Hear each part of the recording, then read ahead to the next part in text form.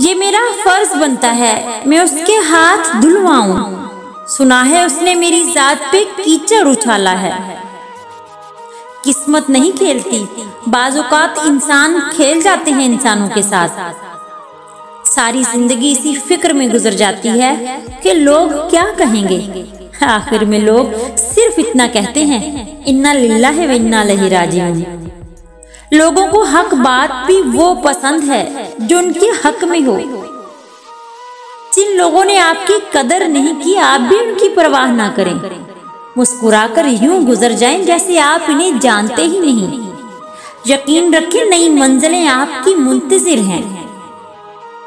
लोग कहते हैं किसी के जाने से जिंदगी रुक नहीं जाती, लेकिन ये कोई नहीं जानता कि लाखों मील जाने से भी उस एक की कमी पूरी नहीं होती।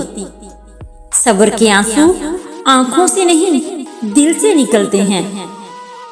तावीज़ नुमा होते हैं कुछ लोग, बात करते हैं तो शिफा मिलती है।